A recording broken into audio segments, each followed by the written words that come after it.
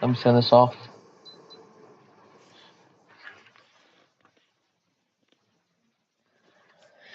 Okay, so these are my voice lines for Journey to the Mountain, episode 11.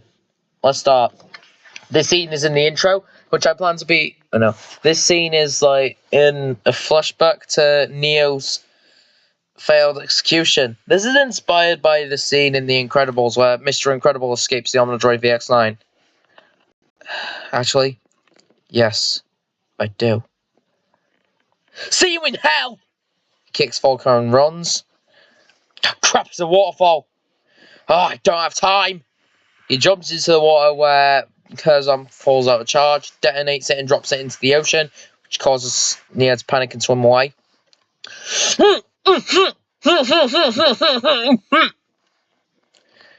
The explosion sends him flying in a cave. Whew, that was close. Suddenly, a drone appears and scans the area. Scans the cave. Neo hides and the drone detects Krasler's corpse and mistakes it for Neo and flies back to Volker saying, "Life reading's negative. Neo executed." This scene is after the flashback. Obviously, I've already made these voice lines. I mean, by recording them, that's what I mean. Before setting off in Rose Shadow to kill Forte Green. Red, wait!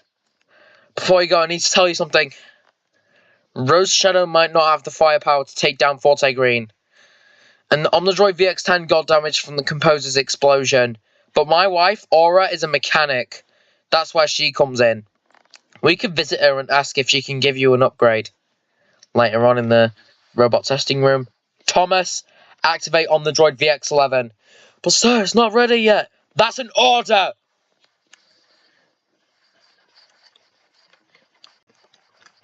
The scene is already something I already wrote before Journey to the Mountain episode 10 fully released. It's a long story involving a lambent imposter. Anyway, we're planning to take down Forte Green and Ryan needs a mech and suit upgrade. Fred, we're with my wife. Do you not remember her from 27 years ago? I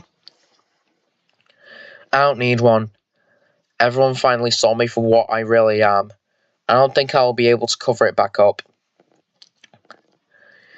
Grabs radio. Team, we're ready to make a move. Puts radio down. How does it look?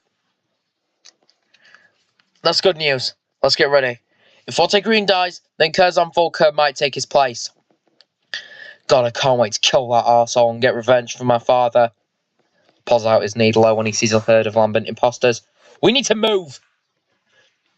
In the mobile base, Neo gets up and tells everyone that he needs to show them something. Can you guys follow me real quick? Later in the robot testing facility, I'd like to introduce you guys to the Titans. I've been working on these bad boys for a while now, and I thought, maybe my squad could use these ones. That's when I decided, maybe we can all use these mechs as a team. Just pick which ones you want. But before you do, I'll explain what each of them do. The Ion Titan is a laser-focused and Titan is all about power. With a central energy system that fuels all of her offensive and defensive abilities, Ion is an effective and tactical force on the battlefield. Scorch's primary offensive and defensive weapon is fire. Blunt and direct, Scorch can chain his abilities to force enemies out of cover or trap them to deal maximum damage. North Star has hover systems that allow her to fly. She also has a plasma railgun, making her a great pick for fighting at long distances. Ronin is a hit-and-run specialist. He can do a lot of damage in short bursts, but his fragility makes it suboptimal to stay in range for long. His speed, combined with arc waves to slow down enemies, gives him the tools to get into and out of any fight. Oh, and unlike the other Titans, he has a sword.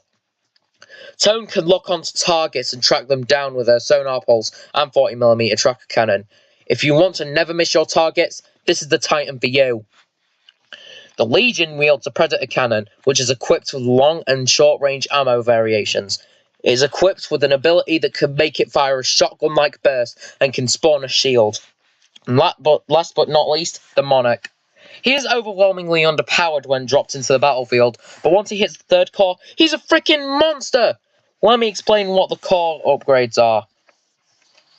Upon the first upgrade core, the Monarch will get arc rounds, missile racks, and energy transfer. The arc rounds allow the XO16 chain gun rounds to deal more damage to shields and will drain energy shields too. Not only that, but it increases the ammo capacity.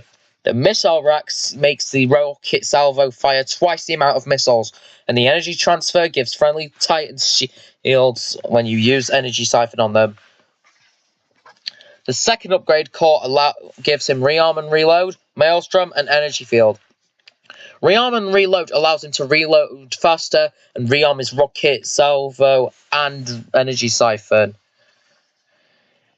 Maelstrom intensifies his ability to deploy an electric smoke screen and deals more damage.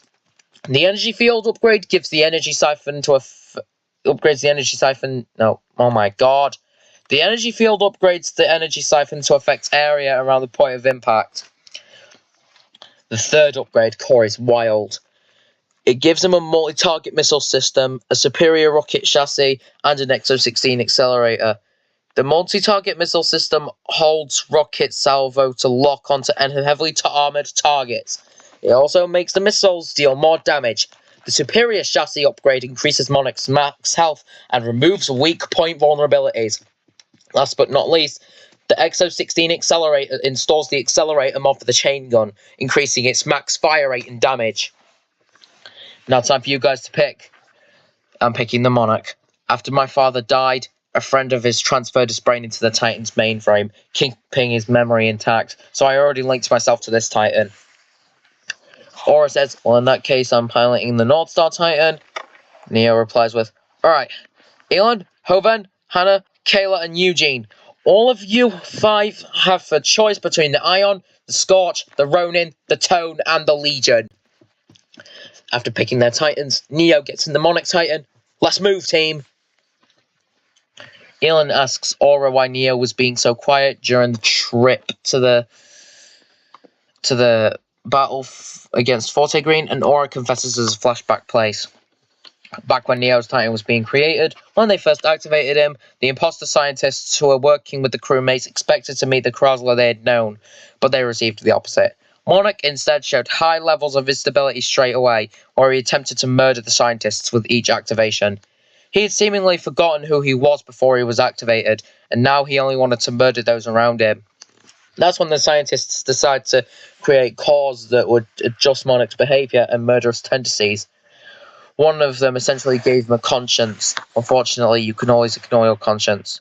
Just gave him a little... gave it some Core or GLaDOS vibes.